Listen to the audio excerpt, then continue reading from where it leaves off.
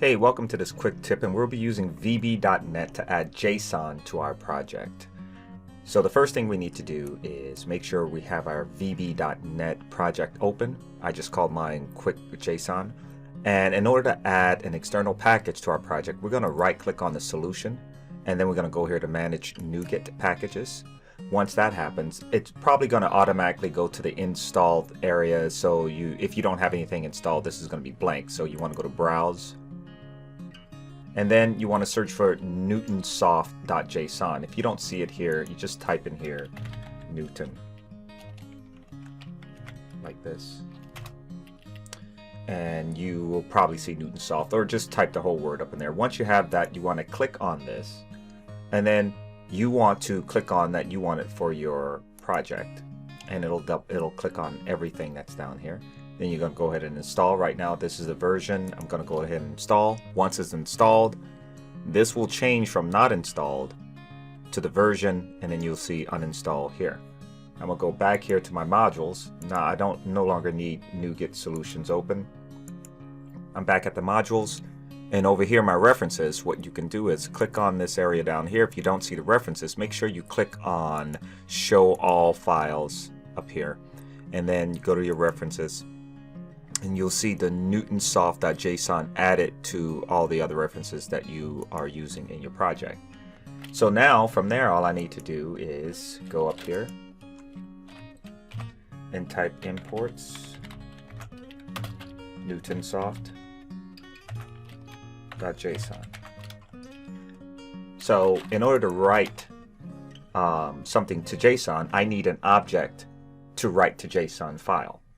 An object is like a class. For instance, this module can be seen as a class, not quite a class. That's why they call it a module, but you can see it as an object, you can see it as a class. So we need another object that we're going to write to JSON. So I'm going to create an object over here. I'm going to right click on quick JSON. I'm going to go to add. I'm going to go to new item, or I could just go down here to class. I'm going to name that class down here. I'm going to name it projects, or I can name it anything. Let's say like players. Okay. And now I have two classes. If you look over here, I have module and I have player. Okay. So now in the player, what I want to do is add properties to this player, and I'm going to add a public property. Name as a string, another public property,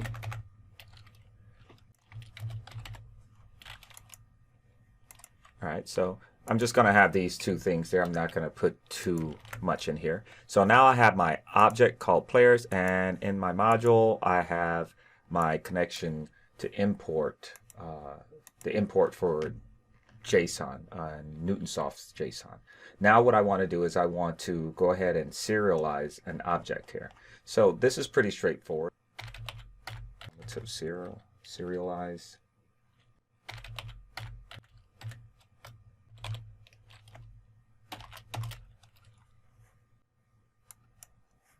Now before I serialize a player, I have to go ahead and create myself a player. So I'm going to say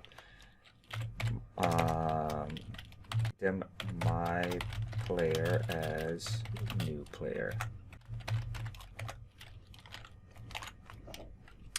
Alright, so now I can fill that player with information. Player.name equals, and my player.age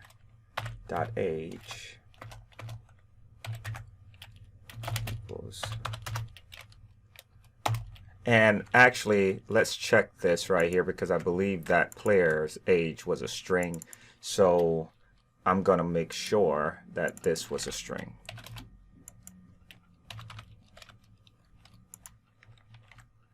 All right. So now what we need to do is go ahead and serialize that.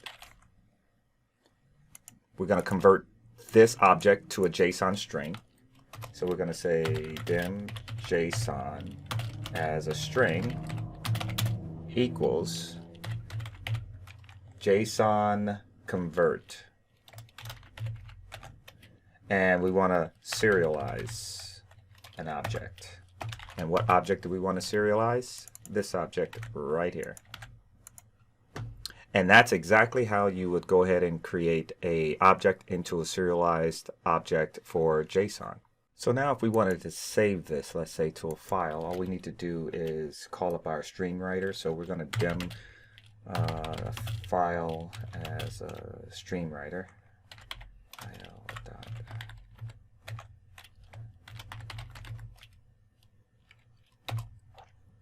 Okay, so then we're going to call that file will equal we're going to open up a new file from a location. So we're going to say my computer dot file system dot open text writer. There we go. And so in here we are going to go ahead and, as it says here, the file as a string. So we're going to call our file as a string JSON data dot JSON. And then if it can be append, like if we can append something to it, then we'll go ahead and put yes or no if that's a possibility, and we'll just put true. It's possible that something could be appended to this. And now we want to go ahead and write that file, write the content to that file, sorry. So we're going to say file dot write line, and then we want to put the content, and this JSON right here is what we want to put into this new file that we just created. So we're going to take this variable here, we're going to put it right in there. So we created the file and we put some stuff in there, and now we want to go ahead and close that file writer, and basically we should have it there on inside of our project. Now the only thing I would say here is that this is going to write it inside of our project here, whereas really we would rather have this inside of a particular location, let's say like the desktop. So I'm going to go ahead and put this on the desktop. Right now it's going to go inside of this and you have to go search for it, but it'll be easier if we just go ahead and create a location directly on the desktop. So I'm going to say dim location as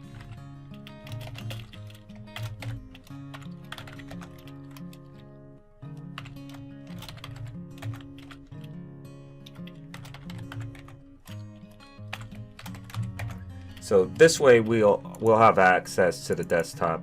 And now what we can do is we can just go ahead and make sure we append this location to the current file that we are creating. So all I need to do is something like this. I'll put location plus, and I'll just do this. So that way when the file goes up in there, you see, it's going to go into that directory. All right, so let's go ahead and run this and let's see what happens. You have to first put this right here inside of the main function, and now the main function is going to run, and then it's going to run this. And here's our JSON file that we just created. So I'm going to go ahead and open this up just so you can see it. I'm going to open it up in Code, Visual Studio Code, and as you can see, we have this now written to a JSON file, and we can deserialize it and open up and use this as persistent data in our application. So that's how you serialize using VB and a quick tip. If you have any questions, leave them in the comment section below, and I'll see you guys next time.